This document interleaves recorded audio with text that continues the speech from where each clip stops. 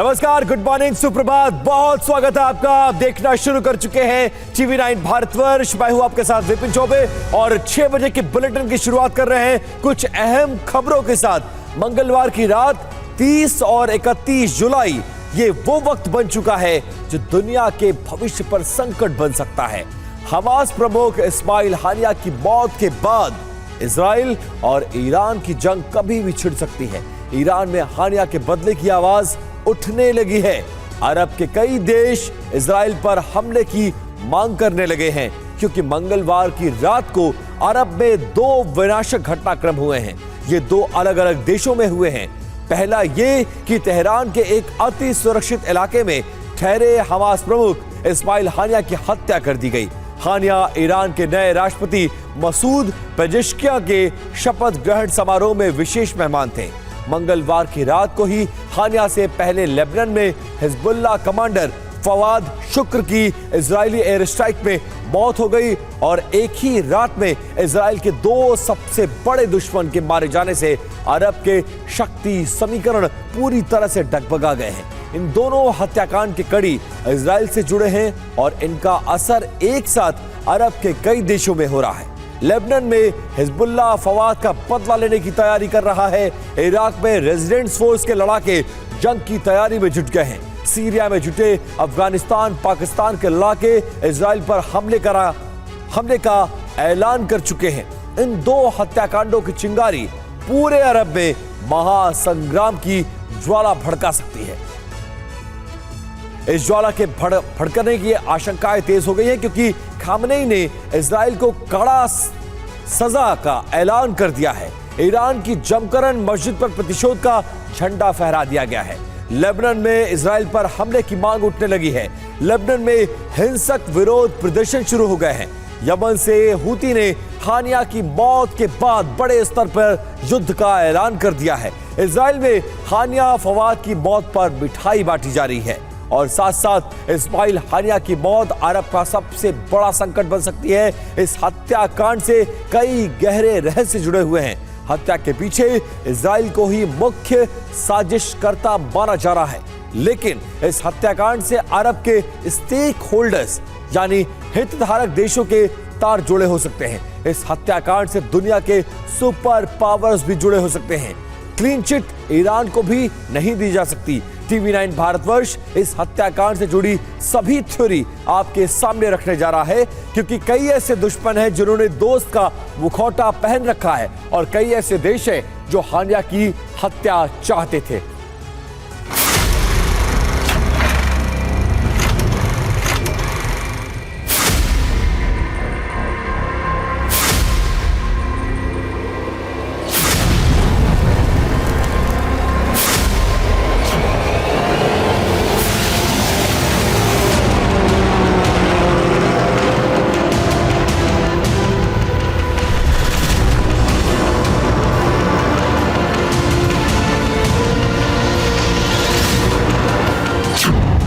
مردم سرافراز فلسطین از چنگ اشغال و ظلم و اسارت و نسل‌کشی رها شده باشند.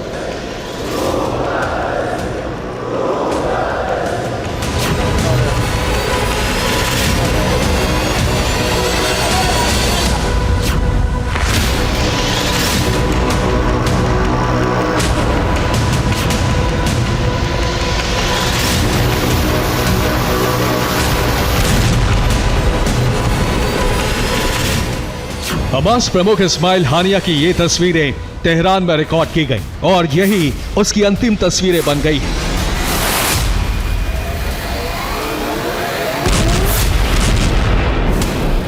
इस्माइल हानिया Israel विरोधी नीतियों को बड़ा आयाम देने की उम्मीदों से तेहरान गया और ये उसकी अंतिम यात्रा साबित हुई।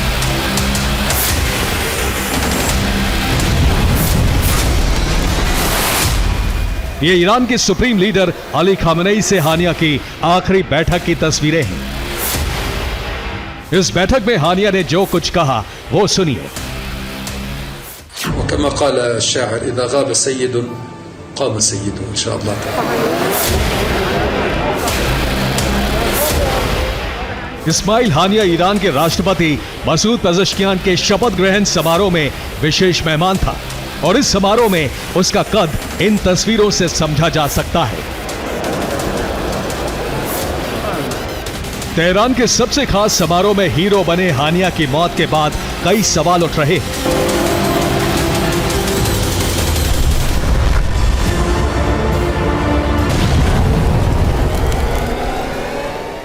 पहला सवाल यह है कि हमास के चीफ इस्माइल हानिया की हत्या के पीछे कौन है? दूसरा सवाल यह है कि हानिया तेहरान के हाई सिक्योरिटी जोन में मारा कैसे गया? सवाल यह भी है कि क्या इस हत्याकांड में दुनिया के दूसरे नेता भी शामिल हैं? सवाल तो यह भी है कि क्या हानिया की हत्या कराने के पीछे ईरान के राष्ट्रपति पेजेश्कियान है?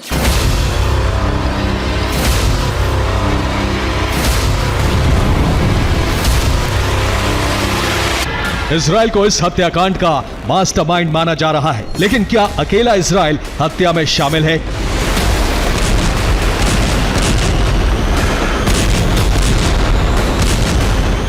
क्या ईरान को क्लीन चिट मिल गई है? ये सवाल इसलिए उठ रहे हैं क्योंकि हानिया के रहने का इंतजाम IRGC गेस्ट हाउस में पेजेश्कियान के घर से 100 मीटर दूर किया गया।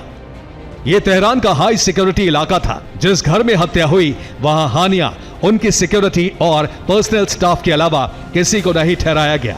कुछ दूरी पर मौजूद इमारत में PIJ प्रमुख के साथ कई और नेता ठहराए गए।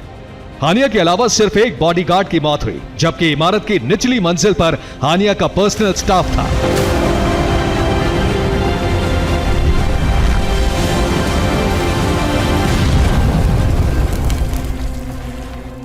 तो क्या ये मुमकिन है कि तेहरान के हाई सिक्योरिटी जोन में हमलावर घर में घुस सकते हैं? क्या बिना सुरक्षा के समझौता किए बगैर क्या ये हत्या मुमकिन थी? लेकिन सवाल यह भी है कि ईरान के नए राष्ट्रपति आखिर हानिया की हत्या क्यों करवाएंगे?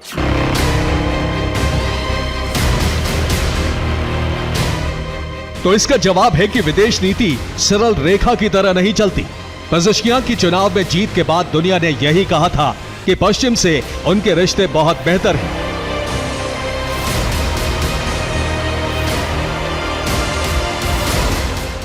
शपथ ग्रहण में पेजेश्कियान ने कहा कि मैं ईरान पर अत्याचारी प्रतिबंधों को हटाने का हर प्रयास करूंगा। मुझे भविष्य की बड़ी उम्मीद दिख रही है। तो ईरान पर लगे अमेरिकी प्रतिबंध आखिर कैसे हट सकते हैं? इसका जवाब है अमेरिका के हित में अरब में काम करने से ही ये मुमकिन है।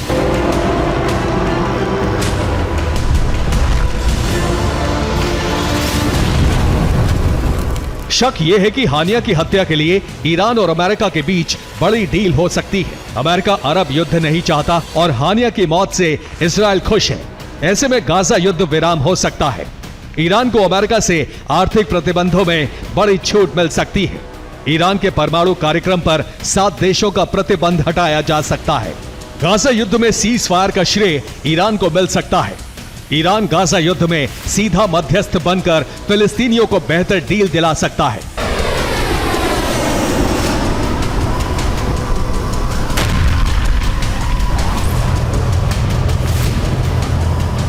गाजा की जंग का विस्तार होता जा रहा है। लेबनान से लेकर इजराइल तक बीते 1 महीने से धधक रहे हैं। ये सब गाजा की जंग की वजह से ही हो रहा है और गाजा की जंग रोकने के लिए इजराइल कैबिनेट का बड़ा वर्ग हिजबुल्लाह, लेबनान, फिलिस्तीन अथॉरिटी सहित हमास भी सहमत है।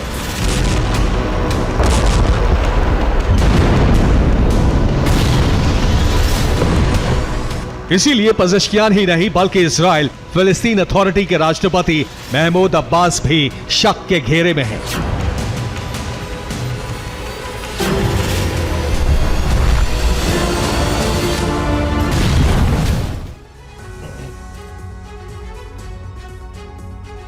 इस्माइल हानिया के मर्डर की दूसरी थ्योरी में ये 3 मुख्य चेहरे हैं।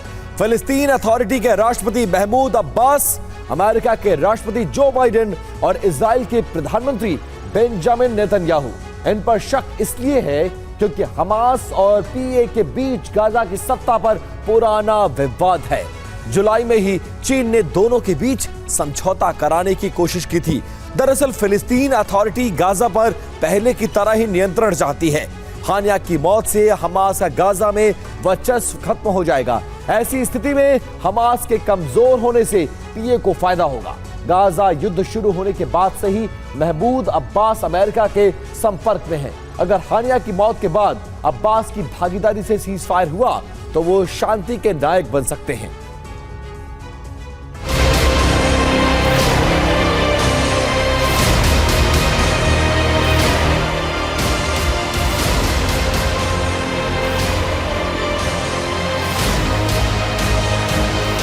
हानिया की हत्या में अंतर्राष्ट्रीय स्तर से लेकर तेहरान के स्पेशल एजेंट तक शामिल हो सकते हैं, क्योंकि हत्या का तरीका इसी तरफ इशारा कर रहा है।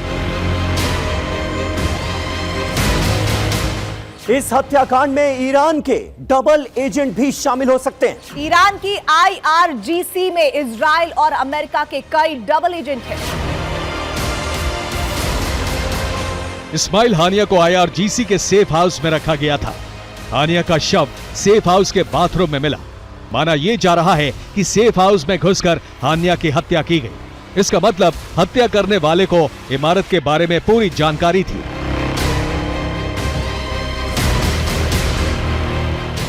लेकिन हत्या का प्लान सिर्फ इतना ही नहीं था। हानिया को हर कीमत पर मारने के लिए इंटरनेशनल बॉर्डर से भी ऑपरेशन चलाया गया और हानिया के सेफ हाउस पर ड्रोन या मिसाइल हमला भी किया गया।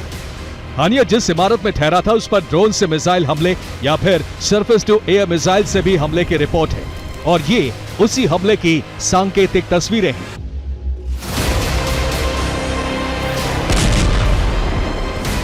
ईरान से सटे आर्मीनिया बॉर्डर पर मोसाद के कई सीक्रेट ठिकाने हैं। यहां इजराइल के हथियार और एजेंट्स दोनों तैनात हैं। आशंका है कि पहले हानिया के घर में घुसकर हत्या की गई, इसके बाद सेफ हाउस पर स्पाइक मिसाइल से पिन पॉइंट हमला किया गया।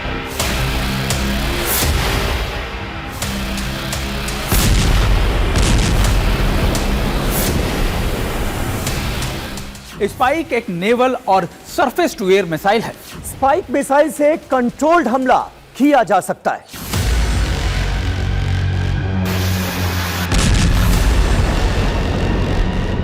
ये स्पाइक मिसाइल के कंट्रोल्ड हमले की तस्वीरें हैं। देखिए कैसे ये मिसाइल एक के ऊपर एक रखे कंटेनर पर हमला करती है और नीचे के हिस्से को बिल्कुल भी नुकसान नहीं पहुंचा।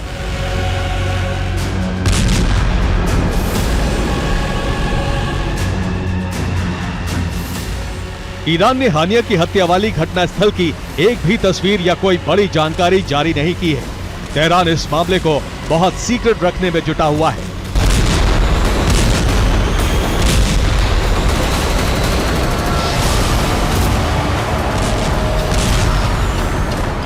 क्योंकि हानिया की मौत से अरब की शांति और अशांति दोनों जुड़ी है। उसकी मौत से विश्व युद्ध भड़कना और रुकना दोनों का कनेक्शन है।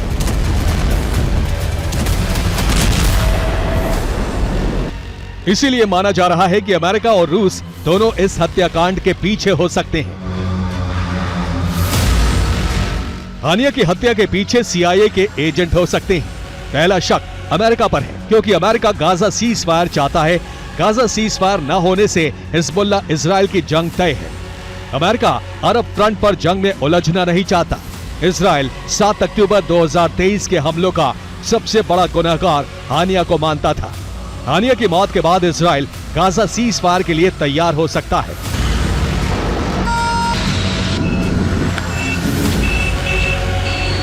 लेकिन यूक्रेन जंग में उलझा रूस ये नहीं चाहता कि अरब में शांति हो, क्योंकि अमेरिका का अरब फ्रंट पर उलझना उसके लिए फायदेमंद है।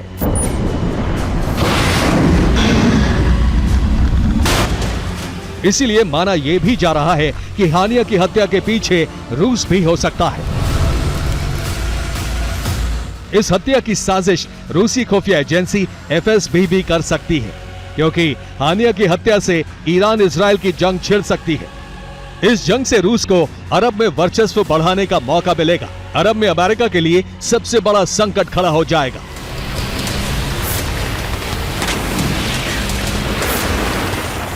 हानिया की हत्या के पीछे थ्योरी कई है, लेकिन अभी जो आसार नजर आ रहे हैं उससे अरब में महासंग्राम छिड़ने के संकेत मिलने लगे हैं। Bureau report, TV9 Bharatvarsh. और बड़ी खबर आ रही है, तेहरान में IRGC की आपात बैठक बुलाई गई है। स्पेशल अलर्ट पर ईरानी मिसाइली फोर्सेस को रखा गया है। हानिया की मौत के बाद तेहरान में तनाव की स्थिति बनी हुई है। ईरान में इजराइल पर हमले की मांग अब तेज हो गई।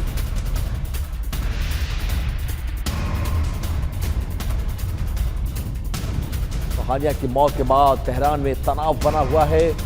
IRGC ने आपात बैठक बुलाई है और इस बैठक में सुरक्षा को लेकर चर्चा संभव है।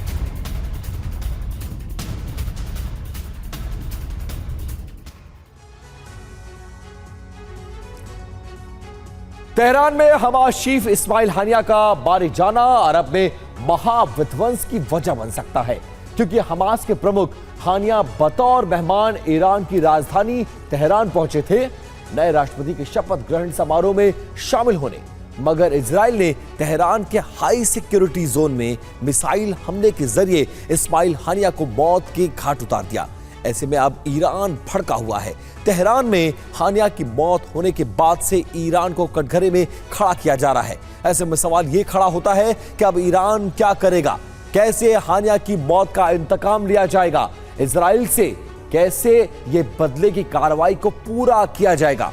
इस रिपोर्ट में देखिए।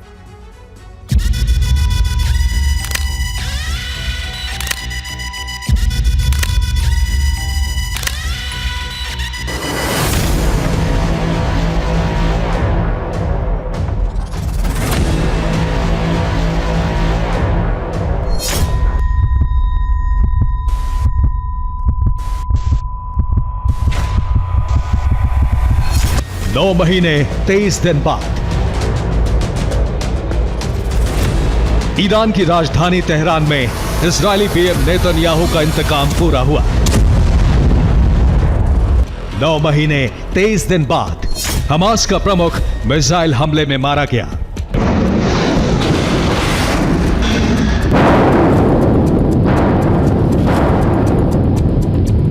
और ठीक 9 महीने 23 दिन बाद इजराइल ने हमास चीफ को मौत के घाट उतारकर 7 अक्टूबर 2023 वाले हमले का बदला पूरा किया।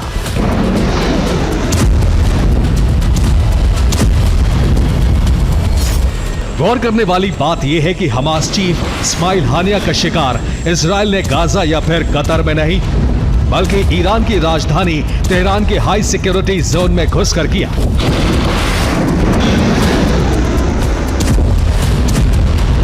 प्रेसिडेंट हाउस से महज चंद मीटर की दूरी पर मौजूद IRGC के वॉर वेटरन गेस्ट हाउस में किया, वो भी उस वक्त जब तेहरान के सुरक्षा घेरे को अभेद्य बनाया गया था। तेहरान के कोने कोने में डिफेंस सिस्टम और मिसाइलें तैनात की गई थी। बावजूद इसके इजराइल ने हानिया के हंट ऑपरेशन को बड़ी आसानी से पूरा किया। मीडिया रिपोर्ट्स में दावा किया जा रहा है कि इजरायली खुफिया एजेंसी मोसाद ने हानिया के खात्मे का प्लान बनाया। मोसाद ने तेहरान में मौजूद हमास के प्रमुख हानिया की लोकेशन ट्रेस की। इसके बाद इजरायली सेना ने हानिया के ठिकाने पर मिसाइलें बरसाई।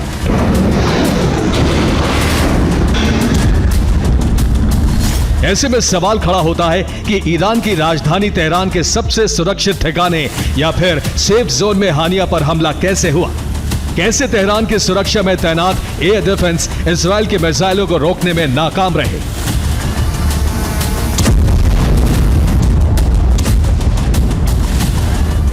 तो आपको बता दें कि मोसाद और इजरायली सेना ने हानिया के हंट ऑपरेशन का ऐसा विध्वंसक प्लान बनाया जिसे तोड़ पाना तो छोड़िए, उसकी भनक तक ईरान की खुफिया एजेंसी और IRGC को नहीं लगी। आखिर कैसे, ये भी जान लीजिए।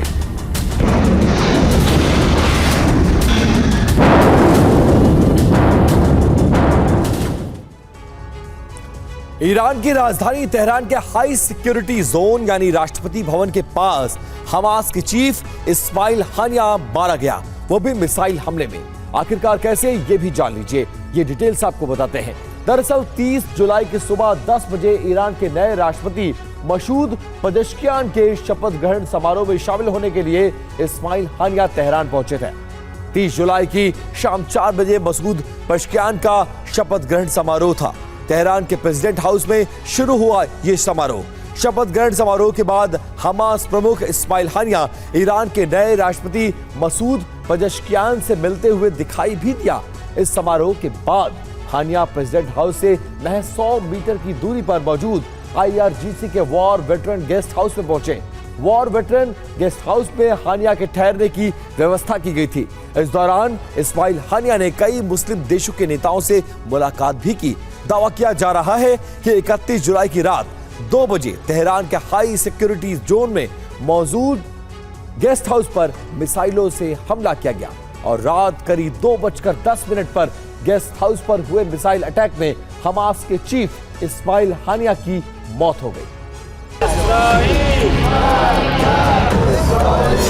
गाजा पर हमले से पहले इजरायली पीएम नेतन्याहू ने हमास के खात्मे की सौगंध खाई थी, लेकिन बेंजामिन का यह प्रण अब पूरा होने के बजाय पहले से ज्यादा चुनौतीपूर्ण होता जा रहा है, क्योंकि एक तरफ गाजा में आईडीएफ ताबड़तोड़ हमले कर रही थी, जिससे इजरायल के खिलाफ ग्लोबल विरोध बढ़ता जा रहा था। वहीं कुछ मीडिया रिपोर्ट्स में यह दावा किया जा रहा था कि हमास की टॉप लीडरशिप गाजा से फरार हो चुकी है। वो अरब के देशों को अपना खुफिया ठिकाना बना चुकी है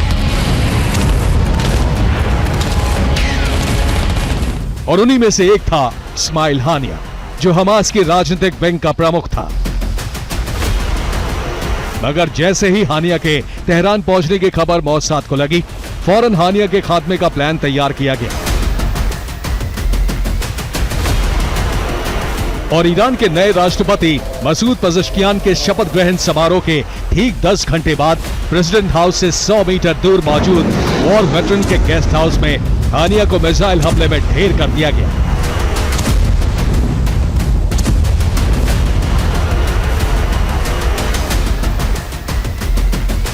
हानिया के खात्मे की खबर के बाद ईरान समेत पूरी दुनिया में सनसनी फैल गई। ईरान की सरकार और सेना पर भी सवाल खड़े किए जाने लगे, क्योंकि हानिया बतौर मेहमान तेहरान पहुंचे थे। वो राष्ट्रपति के शपथ ग्रहण समारोह में शामिल होने पहुंचे थे। ऐसे में आशंका जताई जाने लगी है कि आखिर तेहरान के हाई सिक्योरिटी जोन में हानिया की हत्या कैसे हुई। प्रेसिडेंट हाउस से 100 मीटर दूर इजरायल ने मिसाइल कैसे दागी। हानिया की हत्या से जुड़ा इनपुट खुफिया एजेंसी को क्यों नहीं मिला। इस्माइल हानिया की हत्या में ईरान के विरोधी गुटों का भी हाथ है। तेहरान का डिफेंस सिस्टम इजरायली मिसाइलों को रोकने में नाकाम कैसे रहा।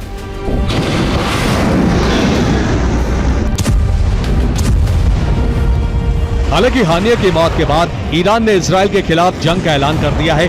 इतना ही नहीं, ईरान के कौम शहर में मौजूद जामकरन मस्जिद पर ईरान ने लाल झंडा भी फहराया, जो सीधे सीधे महायुद्ध का सूचक है। वहीं हमास चीफ हानिया की मौत के बाद अरब में महाजंग की भी चिंगारी भड़क सकती है और इसके संकेत अलग अलग देशों और संगठनों के बयानों से मिल रहे हैं। दरअसल हानिया की मौत के बाद हानिया की मौत की बड़ी कीमत इजरायल को चुकानी होगी। हमास चीफ हानिया पर हुए कायरतापूर्ण हमले का बदला लेंगे। इजरायल ने गाजा जंग को अरब में फैलाने की कोशिश कर दी है।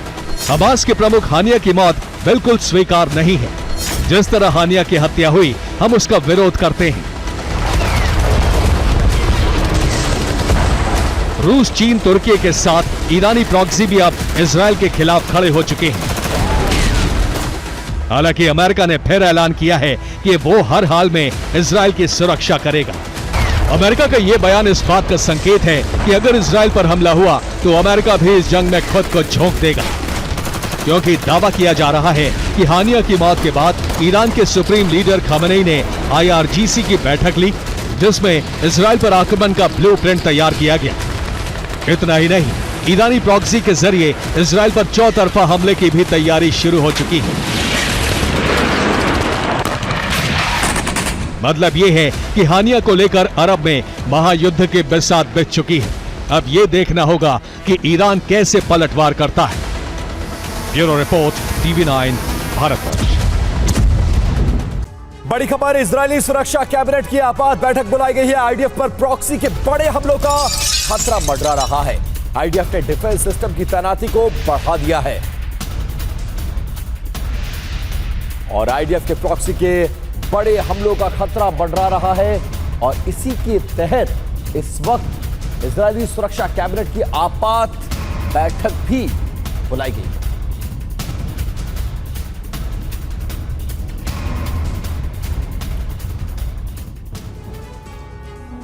इस्माइल हानिया की मौत के बाद इजराइल ईरान में तनाव बढ़ता जा रहा है। एक बड़े टकराव का अंदेशा है। इस साल दूसरी बार जब दोनों देशों के बीच विध्वंसक युद्ध के आसार बने हैं। इससे पहले सीरिया में इजरायली स्ट्राइक में 2 टॉप कमांडर को मार गिराने से तनाव बढ़ गया था। इस बार हमास पॉलिटिकल विंग के चीफ इस्माइल हानिया की मौत से अरब सुलग सकता है। हालात ऐसे हैं कि इजराइल 7 मोर्चों पर घिर गया है, जबकि अमेरिका को अरब में अपने वर्चस्व के खत्म होने का खतरा नजर आ रहा है। ईरानी प्रॉक्सी ने युद्ध का ऐलान कर दिया है।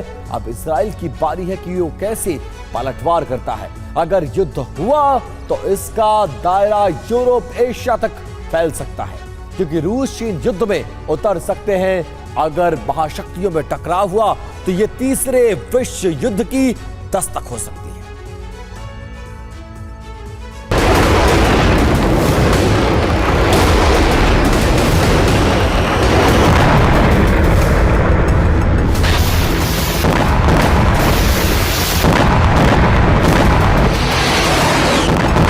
इजराइल की तबाही का ब्लूप्रिंट तैयार हो चुका है।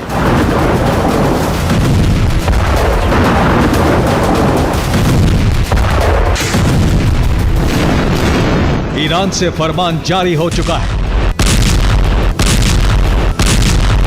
अब अरब में आर पार की जंग के आसार बन रहे हैं।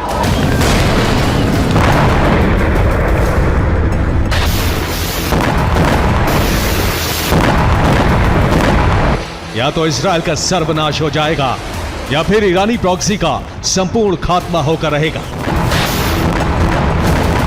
आखिर क्यों अरब सुलग रहा है? कभी भी एटमी जलजला आ सकता है।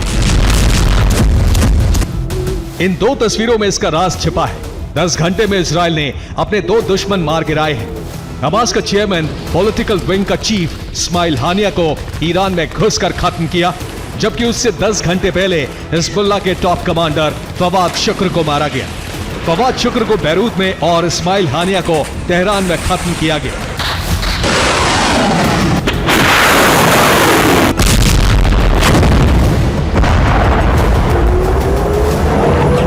घंटे में इजराइल ने 2 टॉप कमांडर को मारकर बता दिया कि वो रुकने वाला नहीं है। हमास और हिजबुल्लाह की टॉप लीडरशिप को खत्म करके ही दम लेगा।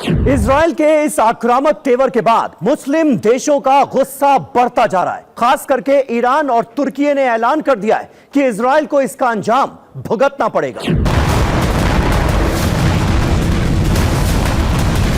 अगर इजराइल के खिलाफ इस्लामिक देश एकजुट हुए तो पश्चिमी देशों को इजराइल का साथ देने के लिए युद्ध में उतरना पड़ सकता है।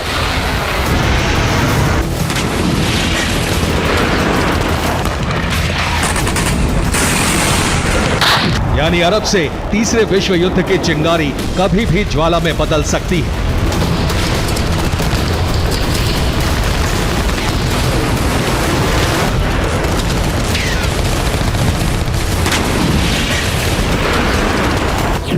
एक तरफ इजराइल, अमेरिका, ब्रिटेन, फ्रांस और दूसरे नेटो देश साथ आ सकते हैं। दूसरी तरफ ईरान, लेबनान, यमन, तुर्की के साथ चीन, रूस आ सकते हैं।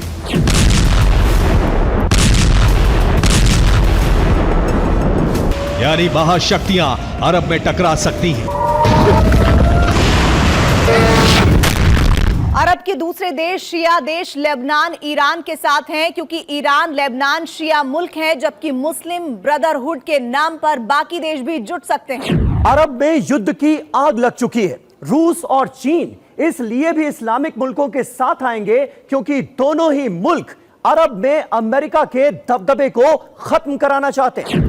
हालांकि अभी अमेरिका की तरफ से कहा गया है अगर इजराइल पर हमला हुआ तो उसकी रक्षा के लिए अमेरिका जरूर आएगा, लेकिन इजराइल को रॉकेट छोड़कर कूटनीति से इस मसले का हल करना चाहिए। अमेरिका के बयान के तुरंत बाद रूस की तरफ से कहा गया है ईरान पर हमला आतंकी हमला है और ईरान को इसका जवाब देने का हक है। रूस इंसाफ के लिए ईरान के हक में खड़ा है।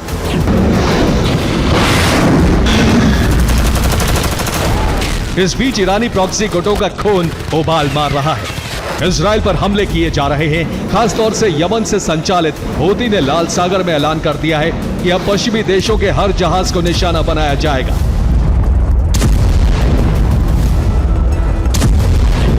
इसके अलावा सीरिया इराक में अमेरिकी सैन्य ठिकानों पर हमले की तैयारी की जा रही है।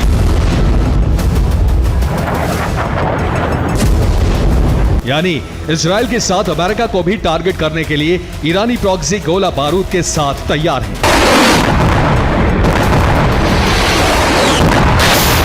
इराकी मिलिशिया ग्रुप अल नुस्रा ने कहा है हिजबुल्लाह की मदद के लिए अपने लड़ाके भेज रहा है, जिससे इजराइल पर भीषण हमले किए जा सके। इसी तरह दूसरे ईरानी प्रॉक्सी संगठन IRGC के फरमान का इंतजार कर रहे हैं। बस एक इशारा हो और इजराइल की घेराबंदी करके उसे बारूद का ज्वालामुखी बना दिया जाए।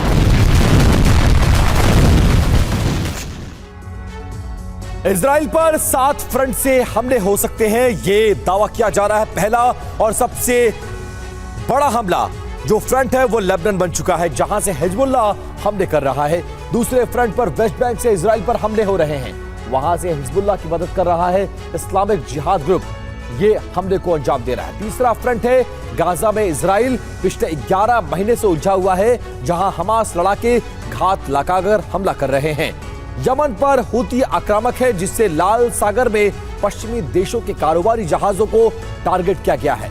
पांचवा फ्रंट ईरान है, जो कभी भी इजराइल पर मिसाइल स्ट्राइक कर सकता है। छठे फ्रंट इराक के कताइब हिजबुल्लाह भी हमले की तैयारी में है, जबकि 7वें फ्रंट सीरिया में बद्र ऑर्गेनाइजेशन ने अमेरिकी सैन्य ठिकानों को टारगेट कर लिया है। इजराइल पर कभी भी हमला हो सकता है, इसका ऐलान हो चुका है। इस्माइल हानिया की मौत के कुछ घंटों बाद मस्जिद जमकरान पर लाल झंडा लगा दिया गया है, जो बदले का प्रतीक है। इसी तरह ईरानी कमांडर सुलेमानी की मौत के वक्त भी झंडा लगाया गया था।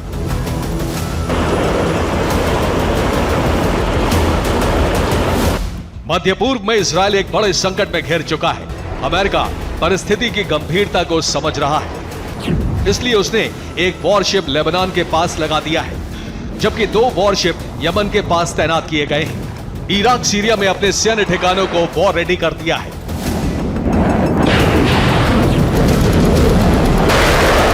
लगातार ईरानी प्रॉक्सी धमकी दे रहे हैं, हमले भी कर रहे हैं, जबकि इजराइल लगातार लेबनान, गाजा और वेस्ट बैंक पर हमले कर रहा है। इस बीच इजराइल के रक्षा मंत्री योव गैलेंट ने मिसाइल साइट का निरीक्षण किया और मिसाइलों को अलर्ट मोड पर डालने का फरमान जारी कर दिया। हमास ने कहा है, हम युद्ध का ऐलान करते हैं, बदला लेकर रहेंगे। हूती ने कहा है, इजराइल अंजाम भुगतने के लिए तैयार रहे, जबकि हिजबुल्लाह ने इजराइल में बड़े नरसंहार की धमकी दी है। हालांकि अभी तक इजराइल की तरफ से ईरान और लेबनान की धमकी पर प्रतिक्रिया नहीं दी गई है, लेकिन इजराइल ने लंबे युद्ध की तैयारी शुरू कर दी है। लेकिन सबसे ज्यादा परेशानी में अमेरिका है। अगर वो खुलकर इजराइल के साथ युद्ध में उतरता है तो पूरा अरब उसके खिलाफ हो सकता है। इसी मौके की तलाश में रूस और चीन है, इसलिए अमेरिका बार बार इजराइल को संयमित हमले के लिए कह रहा है। लेकिन इजराइल को पता है कि अगर उसे वजूद बचाना है तो आक्रामक रहने के अलावा दूसरा कोई रास्ता नहीं। Bureau report, TV9 Bharat. Haniyeh case में ईरान की पड़ताल शुरू हो गई है। हानिया की हत्या नरसंहार और एक बड़ी साजिश है, यह ईरान का कहना है। तेहरान में बड़े हमले की तैयारी थी, साजिश करने वालों को हम कड़ा जवाब देंगे। ईरान साफ करता हुआ नजर आ रहा है और बौखलाया हुआ नजर, दुनिया को यह दिखाने की कोशिश कि उसके संप्रभुता पर यह हमला है और हम इसका जवाब देंगे। इजराइल का सबसे बड़ा दुश्मन इस्माइल हानिया मारा जा चुका है, लेकिन हानिया की मर्डर मिस्ट्री से जुड़े कई सवालों के जवाब मिलना अभी बाकी है। इनमें सबसे बड़ा सवाल इजराइल के ऑपरेशन को लेकर है। अब तक यह सामने नहीं आया है कि हानिया की हत्या कैसे की गई, वो कौन सा हथियार था जिसके बारूद ने इस्माइल हानिया की जान ले ली। इसे लेकर कई दावे किए जा रहे हैं, इन्हीं दावों की पड़ताल करती है हमारी ये रिपोर्ट, जरूर देखिए।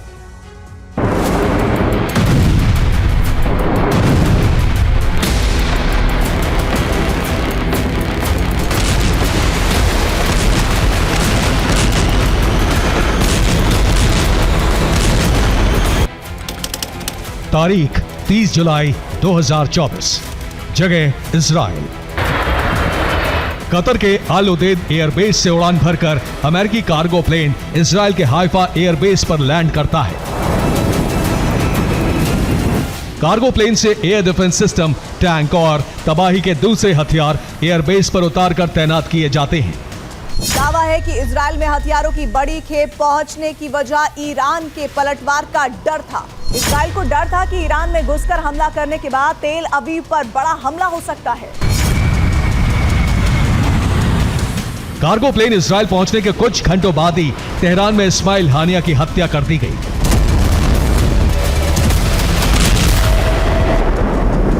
हमास लीडर इस्माइल हानिया की मौत पिन पॉइंट टारगेटेड हमले में हुई, यानी नुकसान सिर्फ उस जगह पर हुआ जहां इजराइल चाहता था, वो भी एक बेहद सीमित इलाके में।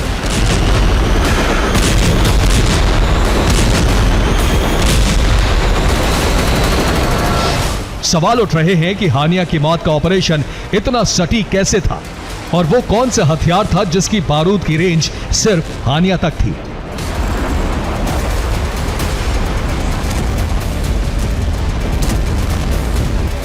हानिया की मौत का ऑपरेशन कैसे अंजाम दिया गया, इसे लेकर 4 अलग अलग दावे किए जा रहे हैं। दावा नंबर 1, ड्रोन से गाइडेड मिसाइल दागी गई। दावा नंबर 2, F-35 फाइटर जेट से मिसाइल हमला। दावा number 3, surface to surface ballistic missile. Drone से गाइडेड मिसाइल दागने का दावा ईरान की तरफ से किया गया है। माना जा रहा है ड्रोन से जो मिसाइल दागी गई वो डेलिला मिसाइल, स्पाइक मिसाइल या फिर हेलफायर मिसाइल थी। दावा किया जा रहा है इन्हीं में से किसी मिसाइल को ड्रोन के जरिए हानिया के बेडरूम तक पहुंचाया गया।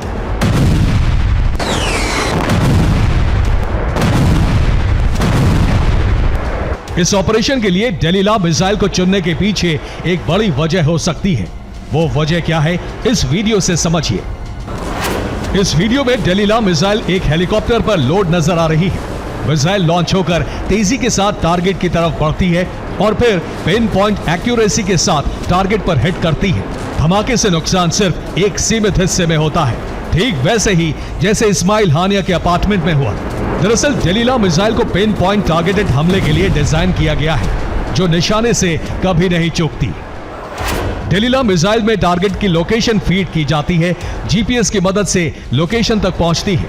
मिसाइल में आगे की तरफ कैमरा लगा होता है जो दुश्मन को 16 किलोमीटर दूर से लोकेट कर लेता है, जिसके बाद तस्वीर भेजकर मिसाइल टारगेट की पुष्टि करती है। हमले का आदेश मिलने के बाद टारगेट को हिट करती है।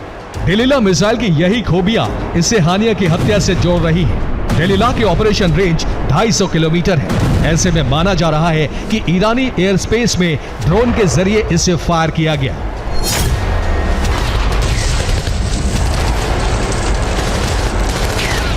डेलिला के अलावा शक है कि इस्माइल की हत्या में हेल फायर और स्पाइक मिसाइल से डेडली कॉम्बो अटैक किया गया।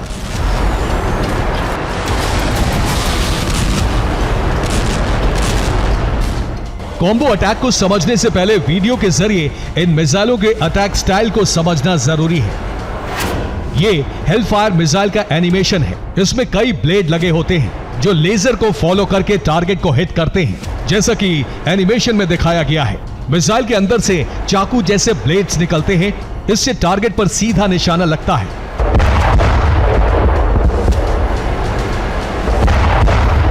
अब स्पाइक मिसाइल को देखिए।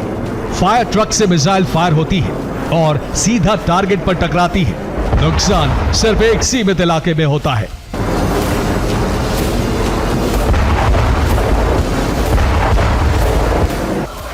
माना जा रहा है कि पहले हानिया पर हेल फायर मिसाइल दागी गई, इसके बाद स्पाइक मिसाइल से अटैक किया गया ताकि इस्माइल हानिया के जिंदा रहने की कोई गुंजाइश बाकी ना रहे। हालांकि लेबनीज मीडिया की माने तो यह हमला एक surface to surface ballistic missile से किया गया, जिसे किसी पड़ोसी देश से दागा गया था। दावा है कि मिसाइल आर्मीनिया ईरान के बॉर्डर से दागी गई। माना जाता है कि यहां मोसाद का मजबूत बेस है, यहीं से इस्माइल हानिया पर बैलिस्टिक मिसाइल दागी गई। मिस्ट्री सिर्फ हानिया के डेथ वेपन को लेकर ही नहीं, हत्या की लोकेशन को लेकर भी बड़ी साजिश की खबरें सामने आ रही हैं।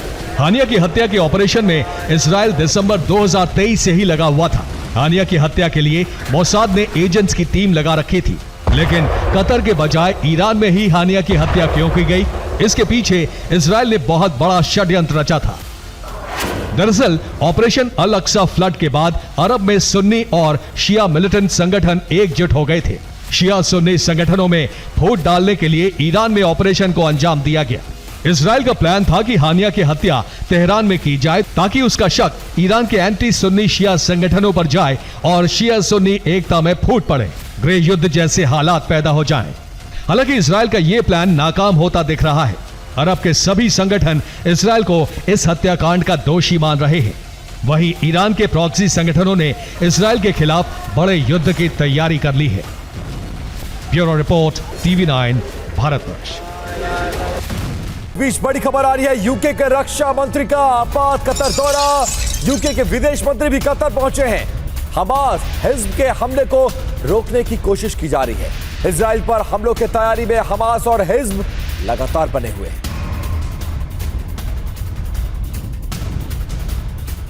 तो आप समझ सकते हैं, हमास और हिज्ब इस हमलों से, इस ऑपरेशन से बौखलाया हुआ है। इजराइल पर हमलों की तैयारी में इस वक्त हमास है और बड़े हमले किए जा सकते हैं, उसको लेकर यह तैयारी, और उसी के तहत यूके के रक्षा मंत्री और विदेश मंत्री का आपात कतर दौरा प्रस्तावित है।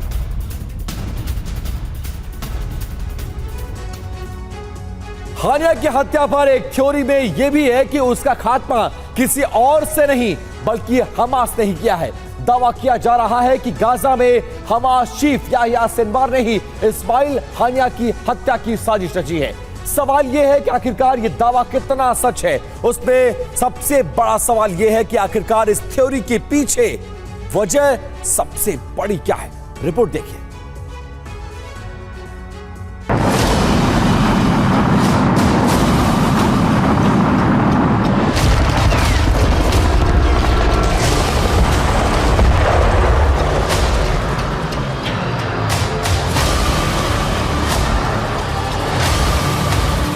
हमास से 10 महीने युद्ध के बाद इजरायली सेना को अब तक की सबसे बड़ी कामयाबी मिल गई।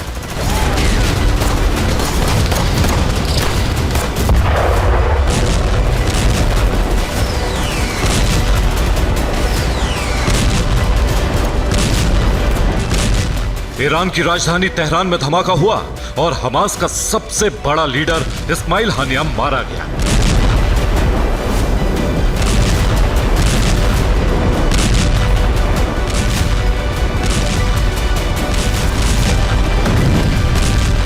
हानिया की मौत के बाद ही नेतन्याहू और उनकी सेना की वो कसम पूरी हो गई जो उन्होंने 7 अक्टूबर 2023 को ली थी।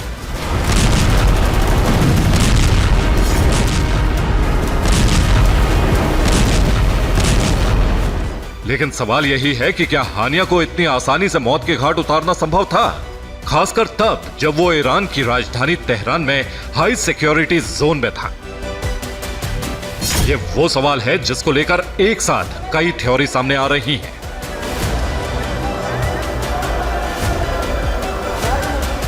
एक थ्योरी में दावा किया जा रहा है कि इस्माइल हानिया की मौत के पीछे गाजा में हमास का चीफ याह्या सिनवार है।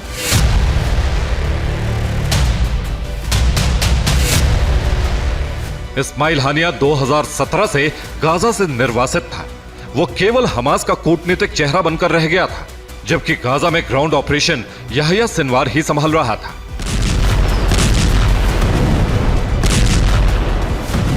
मतलब यह कि याह्या सिनवार ही गाजा में रहकर इजराइल से जंग लड़ रहा था, लेकिन फंड खर्च करने और सीज फायर पर उसे हानिया के निर्देश मानने पड़ रहे थे। इसीलिए दावा किया जा रहा है कि हानिया की मौत के पीछे सिनवार का हाथ हो सकता है।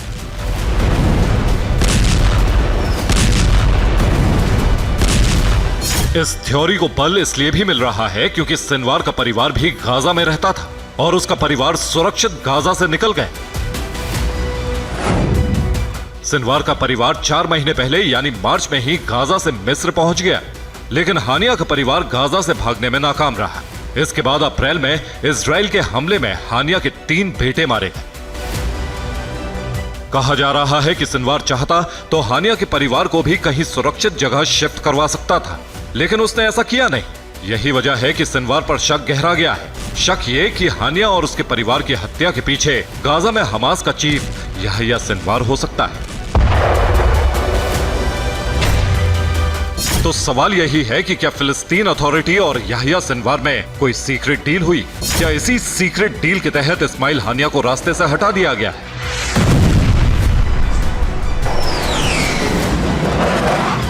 ये वो सवाल है जिसका जवाब आने वाले चंद दिनों में मिल सकता है। Bureau report, TV9 Bharatvarsh.